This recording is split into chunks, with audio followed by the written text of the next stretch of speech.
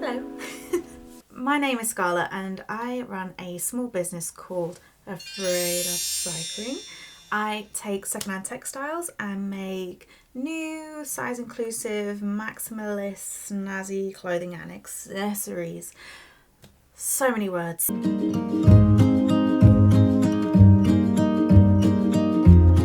I get asked all the time for what are my challenges with owning an upcycling business? Is there any advice I would give for people who are wanting to start an upcycling business? So I've actually jotted down 10 honest challenges that I face today with owning this fashion upcycling business, but I also want to try and provide maybe some solutions or maybe some advice if you are looking to go down that route. So if that's what you're after, then this is the video for you. Even if you are not wanting to start an upcycling business, I think this video is going to be really good to give like a real insight of the challenges that I face day to day. And also, it's not just upcycling, it is owning a small business. It can be quite stressful a lot of the time. But I do have to start off by saying I love my job.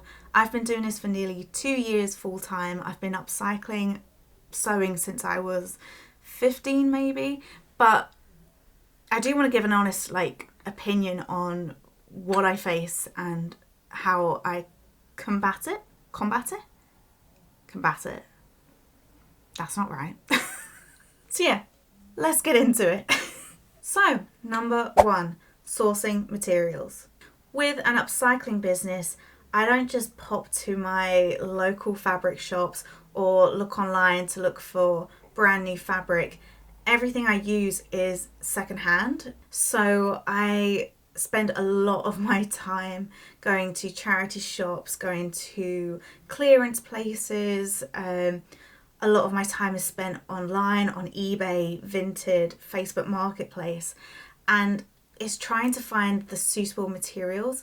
So obviously natural materials are the best materials. They're easy to work with, they're better for your skin, and they just sew so much nicer than a lot of the polyester mixes that you get nowadays. So trying to find higher quality, good fabrics can be quite difficult. I do think there is a new trend in, I don't want to say trend because I don't think upcycling is going to be come and go. I think it is staying. We're going to make it stay. So I do think a lot of people know that people are after good, decent secondhand textiles like tablecloths and bedding that are like 100% cotton, but they are now charging a lot more money for that, which makes it very difficult for a small business like myself trying to factor in costs with labour.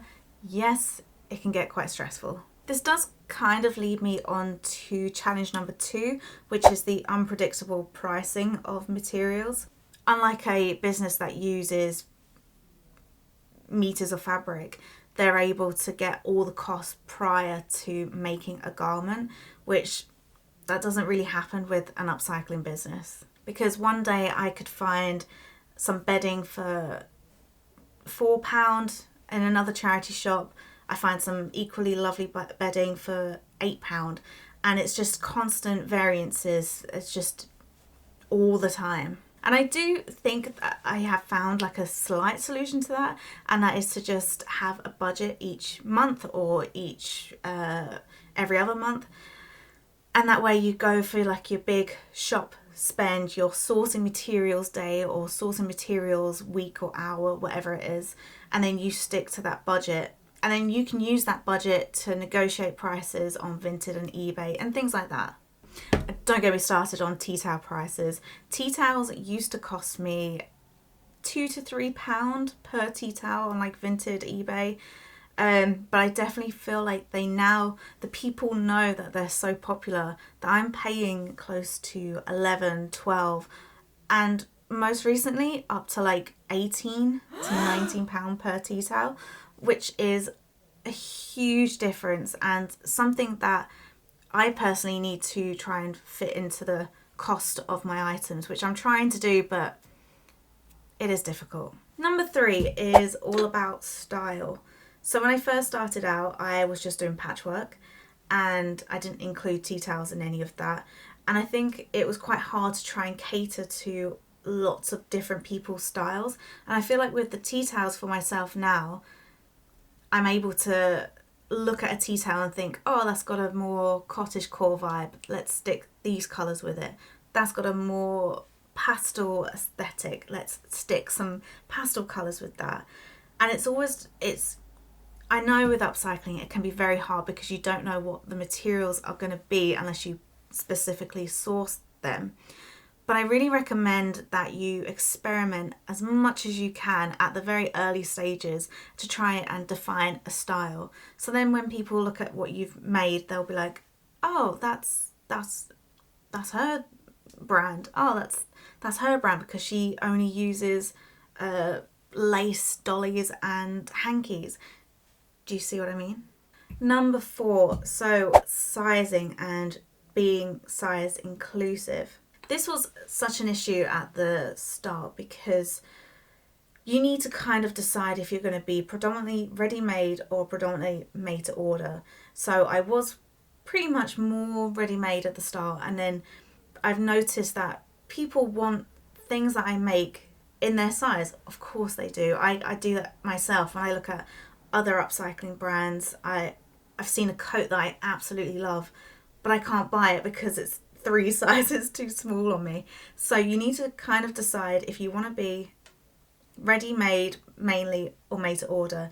And the solution for that is, if you have a good customer base, right, get on your stories, get some polls on there and be like, what size are you? If you're going to buy from me, what size are you? So I know that in my next ready-made drop I can do as many inclusive sizes. You don't want to make things that are in sizes that aren't going to sell. I do think that being size inclusive is so important in this day and age. I've noticed myself as a size UK 16 so I've grown in sizes in the last 2 to 3 years, and I've noticed that a lot of small businesses or upcycling brands don't cater to my size, which I thought I'm the average UK size, and I find it quite disheartening that I can't access these really pretty sustainable clothes.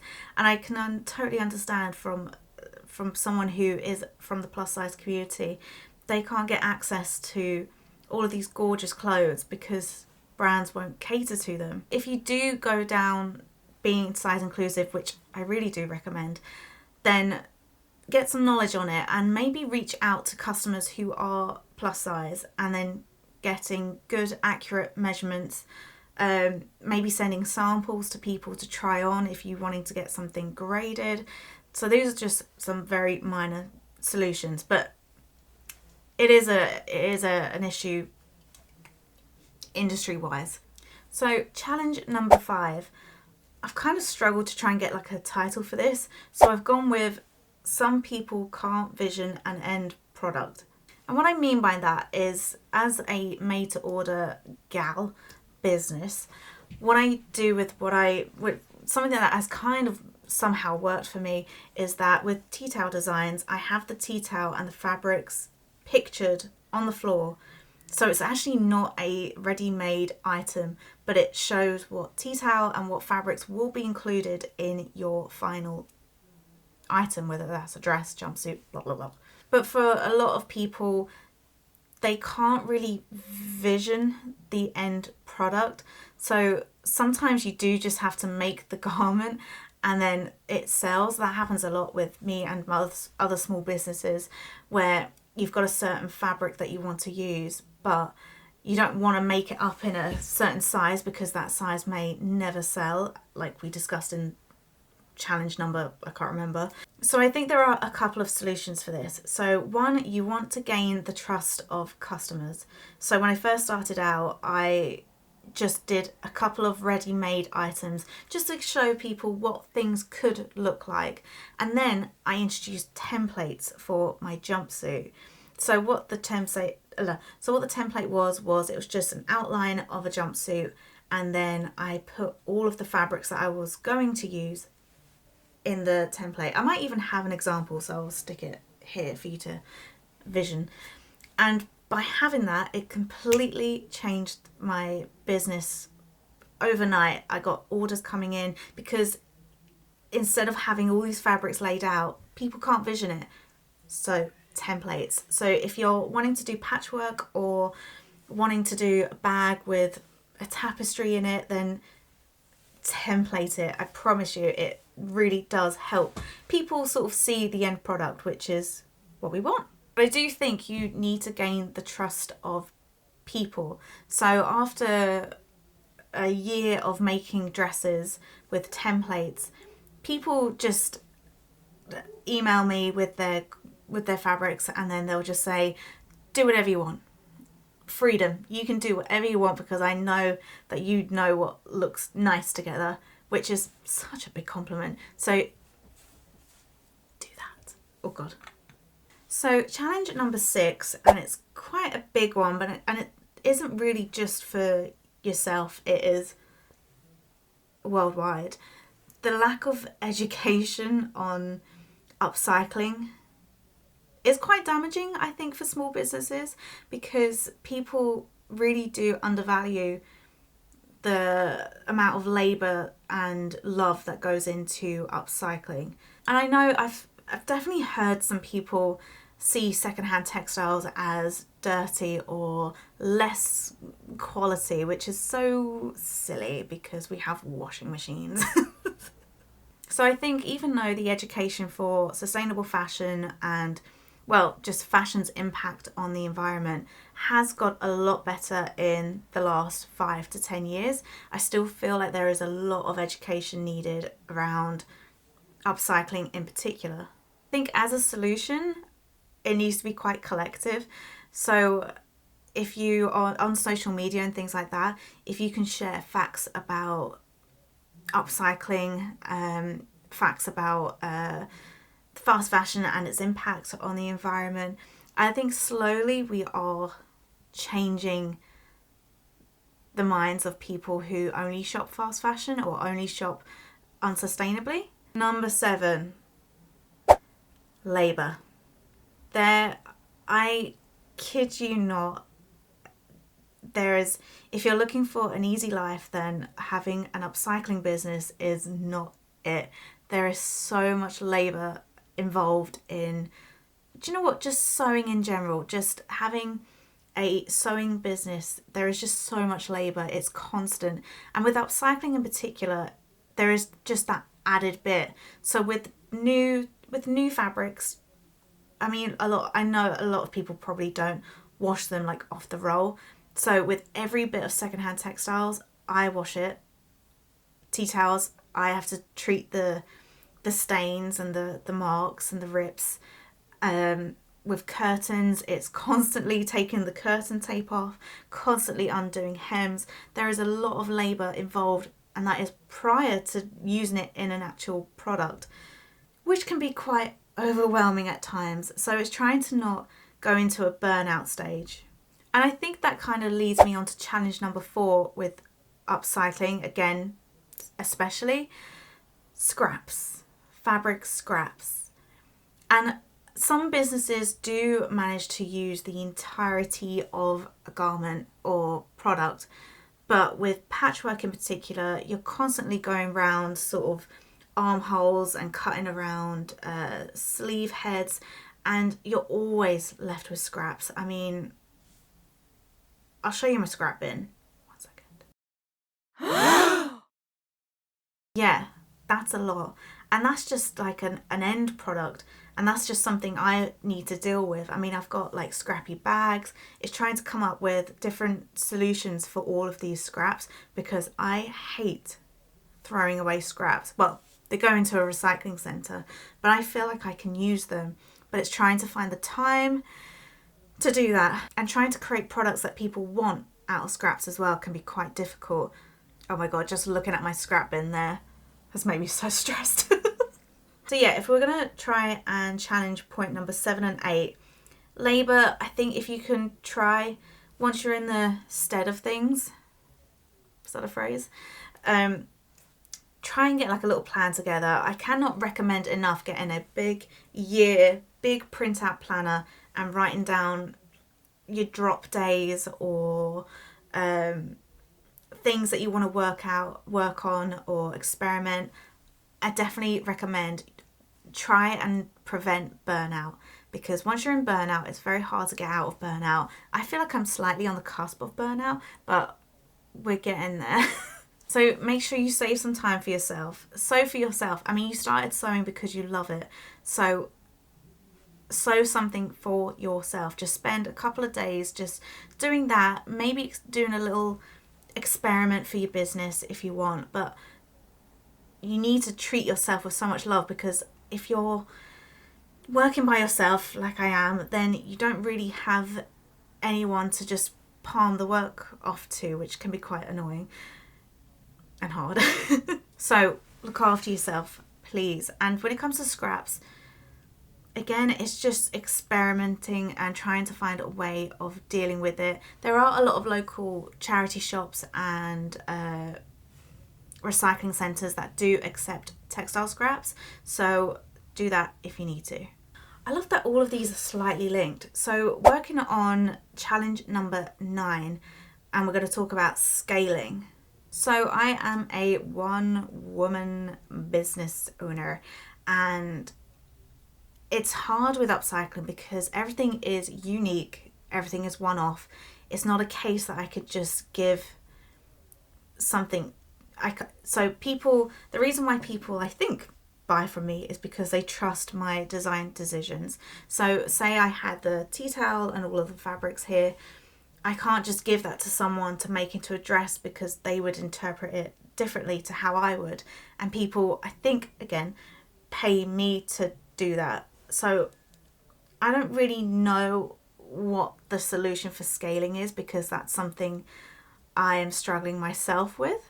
And also with a business in general, and as a one-woman business owner, it's just constant. There's like the marketing, the accountancy part, the sewing part, obviously, the coming up with new products part, the coming up with new content ideas part. So many different things.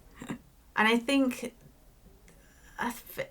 it does depend on the kind of person you are. I mean, my goal has never been to make millions and have a mansion and a yacht and whatever. That's never been my goal. I'm not too sure what my goal is at the minute. I mean, I kind of want a more slower paced life, which owning a small business probably wasn't the right decision for that. But I'm trying to find a good balance. And I think if I was very business minded, I could maybe hire people to do the admin part, the marketing part. And again, that's something that I will probably look into maybe next year, because it does feel quite on top. So in terms of solutions, I'm not too sure if I have any, other than if you're struggling with the admin or finance side, then of course you can hire someone to help you with that.